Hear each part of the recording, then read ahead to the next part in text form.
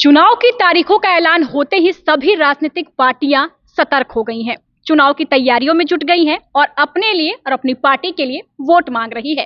अब पीके यानी जनसुराज के सूत्रधार प्रशांत किशोर भी अपने लिए वोट मांग सकते रहे हैं और ये भी साफ हो रहा है, ये कहा जा रहा है कि इस विधानसभा क्षेत्र से पीके चुनाव लड़ सकते हैं। अगर आप भी जानना चाहते हैं कि किस विधानसभा क्षेत्र से पीके के चुनाव लड़ने की बात सामने आ रही है और क्या वो उस विधानसभा क्षेत्र से चुनाव लड़ेंगे और खुद के लिए आखिर पीके को वोट क्यों मांगना पड़ रहा है, ये हम आपको सब कुछ बताने जा रहे हैं इस खबर में। नमस्कार, आप देख रहे हैं फर्स्ट बिहार झारखंड और मैं हूं आपके साथ मोना तिवारी। चुनाव की तारीखों का ऐलान हो चुका है। बिहार में विधानसभा चुनाव का बिगुल बज चुका है और जैसे कि उम्मीद की जा रही थी कि आचार संहिता लगते ही पोस्टर बैनर भी अब हटने शुरू हो गए हैं। ऐसे में अब प्रशांत किशोर को लेकर एक बड़ी खबर सामने आ रही है कि प्रशांत किशोर इस विधानसभा क्षेत्र से इस बार चुनाव लड़ सकते हैं और अब खुद ही प्रशांत किशोर अपने लिए वोट मांग रहे हैं। आपने कई बार ये सुना होगा कि प्रशांत किशोर ये कहते हुए नजर आते हैं कि इस बार बिहार में बदलाव होने वाला है और जनसुराज की सरकार बनने वाली है। ऐसे में अब प्रशांत किशोर अपने लिए वोट मांगते दिख रहे हैं। बिहार विधानसभा चुनाव 2025 की तारीखों का ऐलान होते ही राज्य की सियासत पूरी तरीके से गर्म हो गई है। 2 चरणों में होने वाले चुनाव में सभी राजनीतिक दलों ने अपने अपने स्तर पर कमर कस ली है। जहां एनडीए और महागठबंधन अपनी पारंपरिक रणनीति के साथ जनता को लुभाने की तैयारी में है, वहीं जनसुराज अभियान के सूत्रधार और प्रसिद्ध चुनावी रणनीतिकार रहे प्रशांत किशोर ने एक बार फिर बिहार की राजनीति में हलचल मचा दी है। दरअसल पटना में पत्रकारों से बातचीत के दौरान प्रशांत किशोर ने ऐलान किया है कि जनसुराज पार्टी इस बार बिहार विधानसभा चुनाव में पूरी ताकत के साथ मैदान में उतरेगी।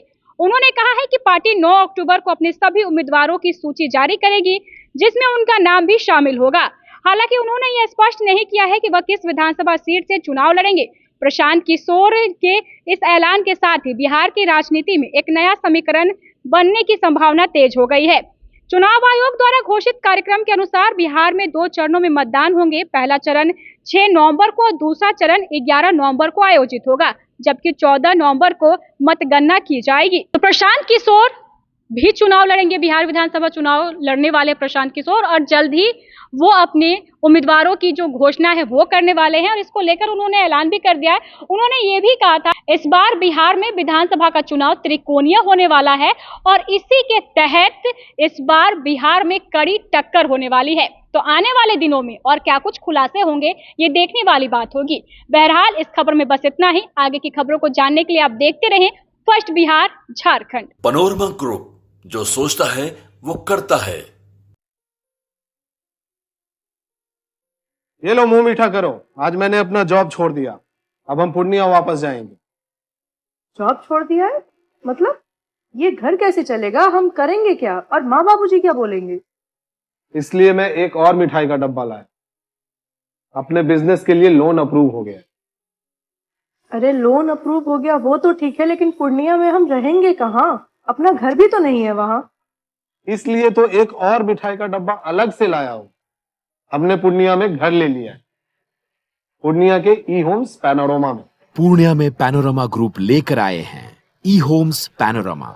बड़ा घर, आलीशान जिंदगी और अत्याधुनिक सुविधाओं के संग। अरे अब क्यों मुंह मीठा करवा रही हो?